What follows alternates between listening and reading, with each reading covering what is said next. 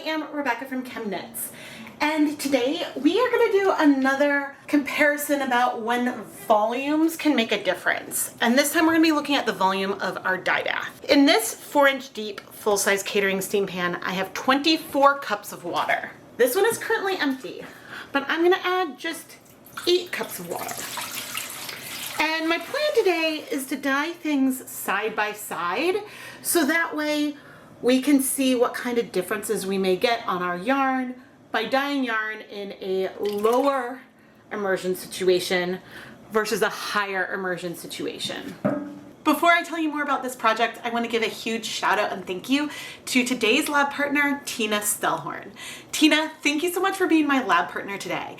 And if you want to learn how you can be a lab partner and get shout outs and yarn in a new episode of Dyepot Weekly, go and check out the listings in the ChemKnits Creations Etsy shop. The last time I did a volume-based experiment, I showed how the volume that you mix your dyes can make a difference in how much you can spread that color out. When you're adding the same amount of dye, the same number of grams of dye to two different pans, it's just one of them, it's more concentrated than the other. Today, we're gonna be adding our dyes in similar volumes. It's just the dye baths themselves are gonna have different volumes. And so sometimes the volume I use for the dye bath is a little arbitrary. Other times, you might see me add water and then take some back out or add more in. And that's based on what I'm hoping the colors will do. So we'll talk about this more as we go and add our yarn and start getting things ready. Before I even add yarn though, we need to add acid. I am gonna add, I think, 2 tablespoons of white vinegar to our 8 cups of water. And then 6 tablespoons, 2, 3, 4, 5, and 6. 6 tablespoons of white vinegar to our 24 cups of water. Proportionally, we now have the same concentration of vinegar to water. The pH is the same, whether we're in the deeper dye bath or the more shallow dye bath. And this is important because we know that the pH of our water can affect the rates. Now, one variable, and I'm hesitating a tiny bit, one variable I'm not going to be able to control for really well today is heat. I'm going to set these up side by side on my stovetop, and so I'm going to try to have temperature be similar across the board, but it's not good. Setting up cold would be a little more perfect, quote, but colors don't always spread as much as they could when things are at room temperature. Sometimes when you add that heat, that's when colors start spreading more. So I'm going to want the yarn to be hot when we add our dye. Okay, now as for our yarn, I'm bringing over 200 grams of stroll fingering weight yarn. And I've squeezed out almost all of the pre-soak water so that doesn't affect the volume very much. And I did pre-soak the yarn overnight. Now immediately you can see that this yarn in 24 cups of water, it's floating. There is lots of movement there. Whereas in this pan with 8 cups of water, we still have plenty of water in here, but things are a lot lower. The yarn is slightly more compressed. We have more yarn at the surface here, whereas over here, there's more water on top of the yarn. What's funny is that the color between the two looks different, but really it's the same yarn, same bag. Originally, I had planned to set things up sort of anticipation style, where I was gonna have yarn twisted here and yarn twisted here in both situations. And that's because I originally wanted to use my kettles, but since they're 2 different sizes, that makes like the volume and things look different in the surface area, so I didn't feel like it was as fair of a comparison. But now that I'm seeing the yarn set up, I think I'm gonna leave the yarn like more classically laid out like I have it, just because if I were to sort of twist it into the more, again, circular anticipation style, I'd be introducing some twist and that could add some other variables. So I'm gonna go set these over on the stove, but I'm not gonna start heating them up yet because let's take a look at our dyes. The 3 dye colors I picked for today are Dharma acid dyes in Midnight Blue, Twilight Gray, and Teddy Bear Brown. I picked Twilight Gray because it's a color that can break depending on the circumstances around using it with dyeing. So it could either end up being almost teal and purple, it could end up being more like blue navy. And so that may surprise us, and I'm excited to see what we would get. But I'm gonna go put on my deluxe rubber respirator mask, safety glasses, and gloves so we can start measuring out and dissolving these dyes. I probably should just make a dye stock at a known concentration and then divide it so that way I can use the dyes, but I'm feeling a little bit lazy, so instead I measured out 0.5 grams of each of the 3 colors and then dissolved it in hot tap water, paying attention to keep the volume on the lower side, but using similar cups so that way I could try to keep the volume between the 2 as similar as possible. It may not be identical, but I don't think that it needs to be. I think it's okay for things to be close, but not identical. All we really care about right now is that the colors are really well dissolved. I don't know if you noticed, but I did measure out the volume using this little scoop, and I don't know what the volume of the scoop is. Okay, so let's try to just quickly check. 1, 2. All right, I would say the scoop is around 45 or 50 milliliters. So we probably have 90 to 100 milliliters of liquid in these containers. I currently have the heat, I think, well, I just made it lower over here because things are going to heat up faster. And the heat is on high over here. This is obviously going to take longer to heat up. So I'll be back in a couple of minutes and we'll start pouring on some dye. We are nice and steamy across the board. I am going to reduce the heat to low. Now with our lower water over on the right, we are going to want to pay attention to that water level. I always like to make sure that we have some water left at the corners. Now I'm going to do my best to distribute colors in the same way on the 2. And so here's our brown. And you know, there's an area over there on the side where the color can move. That is totally fine. I'm wondering if it's going to be awkward as I come over to this pan just because I'm right-handed. Did a little bit of a better job pouring that on over there. Okay, and right now things look similar, and oddly it looks like things are spreading more on the low immersion, but I think that what we might see in a little while is some of these browns pop up more, because the difference, one difference right now is that when I poured this on, the dye mostly went down, and actually here we go. You can see some of it starting to come up right here because that dye went beneath the surface and is now spreading sort of through more. Here, some of that dye traveled down the surface. I was gonna add all 3 colors all at once, but let's go ahead and do a quick little time lapse. Let's just wait 5 minutes and see what happens. I may have needed to shorten that to less than 5 minutes. I'm not sure how dramatic changes were at the end. Clearly we have spread in both, and especially over here where the water is, there's some brown up there. But notice we've got a lot more white up above it, and over here the color is spreading more, and I even see some hints of the brown down there. Let me zoom in on each of these areas for you. Here is our lower volume, and we do have spread in here. A lot of it happened where some of that liquid sort of spread down the surface. Look at the shape of some of that movement. And now starting with 24 cups of water, it was a little easier for me to pour on. I was a little less sloppy, but the motion of pouring the dye in caused a lot of dye to, yes, stick where I poured it, but also to sink through and then spread throughout the yarn. Let's go ahead and add the blue next, the Midnight Blue. And we'll see if I can be a little bit more confident with my pour this time. But yeah, I'm seeing the same thing with the lower volume as I pour, that dye is sort of wicking. It almost gives a fractal kind of feel, if that makes sense. And then here I am over here, where we aren't getting the same type of spread just because the dye, as I'm pouring it in, has more space to go. Because I don't know. I would say I should talk to my Fluix mechanics teaching husband, but because there's like just more space for that to go with the pour, and a lot of it would go down towards the bottom, there's just more space for it to go over here. But right now, I can see it coming up here in the center already.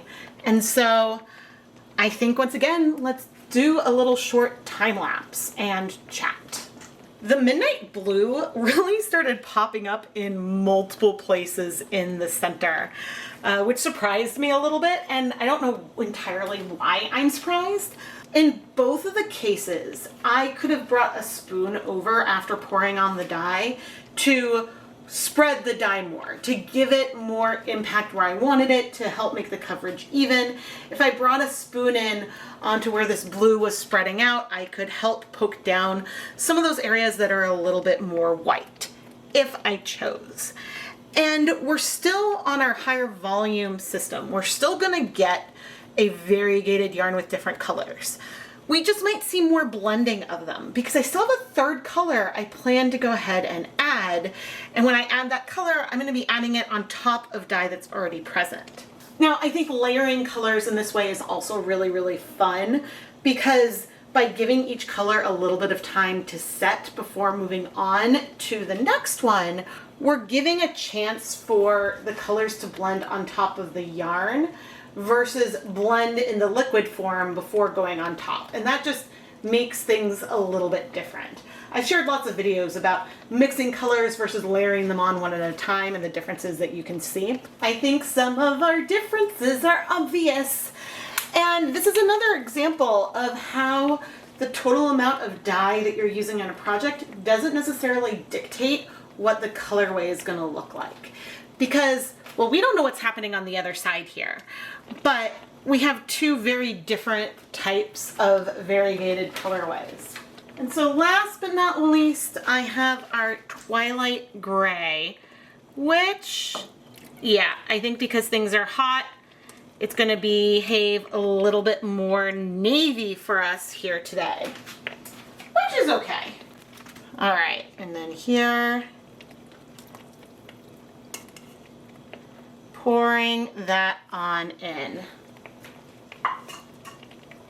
Now I see with the twilight gray a little bit more dye residue in each of the containers, but it's pretty comparable on both, so I'm feeling confident that we've added similar amounts of dye. I'm curious if we'll observe any breaking though.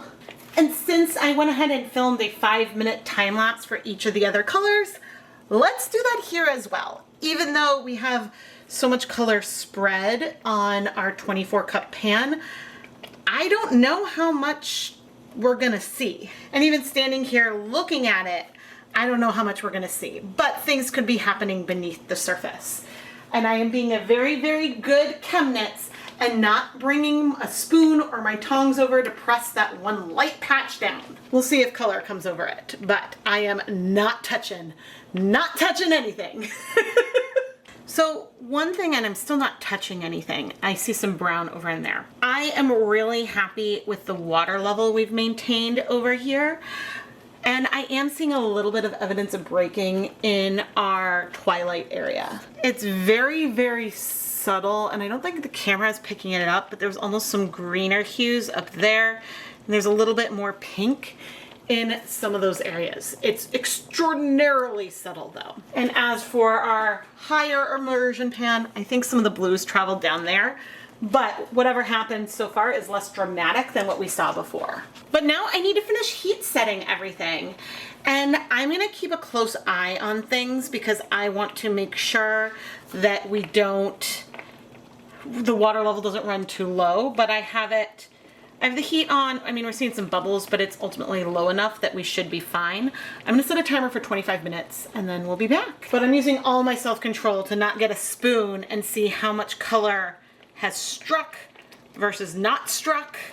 I'm a little nervous about right here. It's a lot of dye, very concentrated. I hope we don't have bleeding when we wash it. I really hope that this project has given a little bit of some perspective on how I sometimes make the choices that I do. If I want colors to not spread as much, I'm gonna use less water. And that goes for speckles and things as well. If I want more spread, I'm gonna use more water. I tend to be more of a apply dry dye powder to the pan than add liquid dyes to the pan, just because I like the control I get using the dye powder directly and then spreading that out. But there are times when you might want to use liquid dyes directly on the pan. And I think that we're ending up with something that is fun, and I'm really glad the example worked. Because sometimes I design projects hoping to demonstrate why I might make a decision that I make in my videos, and then things end up being really, really similar. So I do my best to control for things, and I hope that showing me really, really not touching things helps you get confidence in the differences that you can see. But again, I'm gonna keep a close eye on the water volumes, and I'll be back when the timer goes off. One more thought. Some of you might be wondering how much of a difference the heat is making, and maybe uneven heat, or maybe the lower volume is hotter versus the other. I'm not bringing a thermometer over, so that's not something I can check directly, but that is a factor of the low volume versus the high volume. The heat distribution can be a little bit more even with more water because there's diffusion and the heat moves through it. So I'd say that that is another variable that I was concerned about at the very beginning, but is sort of related to the total volume that we have on the stove. And I dye things, the burner setups are a little bit different on each side of the stove. I dye things side by side, the same colorway, in two pans all the time, and have never really noticed a huge difference between the two. I get to touch things now. I'm so excited. Ooh, that looks clear. I was really, oh, nope. Okay, so it was clear right there. Right here is not clear yet. Oh, bummer. Okay, I'm gonna turn up the heat. It's possible that that was cold. Let's check. Our twilight looks really good. How's our brown doing? It's like especially around those edges. Okay, that's mostly fine. I think it's just this area right there, because that's clear. So I turned up the heat a little bit here, so we'll let that heat a little longer. But our other pan is probably really good. I'm actually gonna pick up the yarn now. Well, I'll turn off the heat because I'm expecting this one to be clear. Ooh, ooh, this is so pretty. Oh, and I should note for future reference that I think the brown and the midnight might glaze well. But this is really gorgeous. I'm gonna set this aside to cool. I guess I didn't give it a good flip, but we've got light patches and dark patches of the colors on both sides, and it's stunning. Now what I really should do here is increase the water level a bit. I suppose I could do that. I wanted to use the leftover dye baths for another project, but actually, I was considering using the dye baths as is for another project, but I guess I'm not going to. Because what I'm going to do is add a little bit more acid. And then I'm going to use a ladle to increase the water volume, but you'll notice that I'm adding this down at the other end. So this blue may spread out more now because I've had to increase the water because some of that color hadn't struck. And I figured I may as well, let's add a little more acid too, take water from the dye bath that we have, and I can try to manipulate things to keep that color from spreading too much, but actually it's already looking way clearer. I think that we just had a little pocket there. So I'm gonna let this heat another, I think 15 minutes, and then I'll come back to remove it. Okay, it has been another 15 minutes and I'm gonna feel confident. So let's just go for it.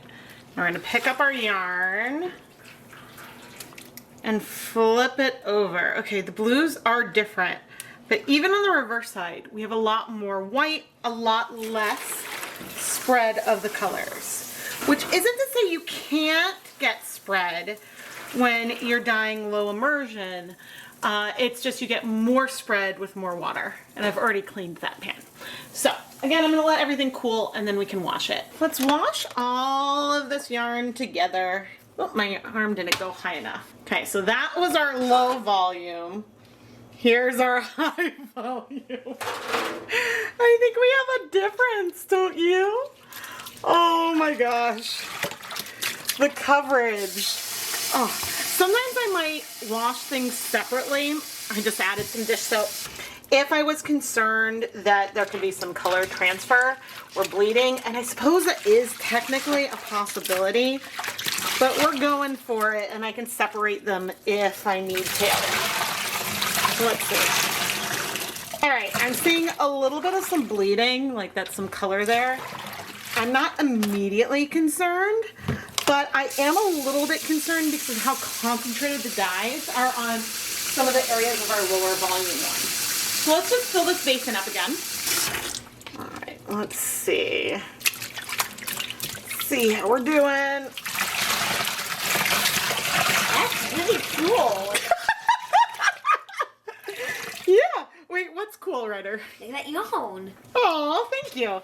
Well, for what's making Mommy happy is that there's not a lot of color in the water. Sometimes you just need to rinse a little bit of something out. I got it. And yeah, that just takes some time. All right, we're gonna fill this up again. Actually, since I have a little helper here, Yeah. I want to see, looking at this yarn right here and this yarn right here, how would you describe them as being similar or different?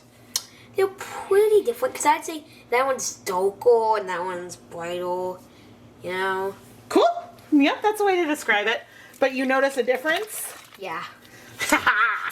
You know, sometimes I do dyeing experiments and you can't tell the difference. And then sometimes you can. And so that's what's exciting. But anyway, I'm very happy with that there's no more bleeding. I'm gonna go put the yarn through my spin dryer and hang it up to dry. The volume that you use in your dye bath can make a big difference depending on the technique. Here we did immersion dyeing with a high volume of water and a lower volume of water, adding the exact same amount of dye in each case. And it's quite clear that when the dye bath has more water in it, when you pour in dye, that dye can spread a lot more, and we have a lot less white left behind. Now, the examples here turned out to be really dramatic. Sometimes things may be more subtle. If you pick a dye that doesn't strike really quickly, then it may spread and take over more of the yarn than what we saw here today. So that's worth keeping in mind. But in general, when I'm deciding how much water to add to the dye bath, I'm thinking, how much do I care if the colors spread a lot or not? I do have some plans to take this a little bit further, and maybe we can look at some things like speckles to see how that varies with the water volume. But again, the important thing to remember here is not the total number of cups of water I had in the dye bath, but I guess it's more of not even the ratio of water to yarn in a specific numerical sense, but in the feel of when you have the yarn in the pan and you have water, like, is there a lot of water that's sort of outside what's held by the yarn? Like when you move it, does the volume seem to be mostly full of yarn with yarn at the surface, or does the yarn seem to be really floating and submerged within the water? I'm not entirely sure if that's helping, but sometimes you need to worry less about the measured volume and more about how you're seeing the yarn within the dye bath behave. But in general, more water, more spread. I love how the higher immersion yarn gives us almost more of a glazed effect in some areas because of the way the dyes sort of spread out slowly and then just suck up onto the yarn, giving a very surface level penetration of the color. Tina Stellhorn, thank you so much for being my lab partner for today's episode of Dyepot Weekly. I really hope that you have enjoyed this project and that you're going to love your yarn. If you want to learn more about how you can become a lab partner like Tina and you get shout outs in a video, pick the yarn base for me to dye, tell me some colors to avoid, you can go find more information in the listing in the ChemKnits Creations Etsy shop. There's also another option if you want slightly less of a surprise. There's a last minute lab partner option where you can read through the description and get more information about the colors of the yarn, the technique, and still pick the yarn base. And then in that case, I'll film last minute shout outs to include within the video. Because in the last minute lab partner listings, the filming of the dyeing portion is already complete. With the other lab partner listing, I don't start filming until you sign up. I'll have everything linked down below. Tina, thank you again. I have to say, I really like this color combination of the brown with the twilight and I think it was midnight. I'm now blanking on the other blue because there's a time gap in between dyeing the yarn and filming the conclusions. But whatever it is, I'm a huge fan of the color combination. There's some really fun special items in the ChemKnits Creations Etsy shop right now. There is some mystery Halloween yarn that is ready to ship. That video will be out soon, just at the end of the month on Halloween. And you can also pre-order the 2024 ChemKnits Hanukkah yarn sampler, and those will ship in mid-November. You don't have to be Jewish to purchase the Hanukkah sampler. I'm inviting all of you to celebrate with me, with nightly videos and a package to unwrap each night of Hanukkah. The whole thing is a lot of fun. You can find links to the Halloween and Hanukkah options down in the video description, but also the shop is filled with hand-dyed yarn that's been featured in my videos, and so that's worth checking out as well. I am Rebecca from ChemKnits, and thank you so much for watching.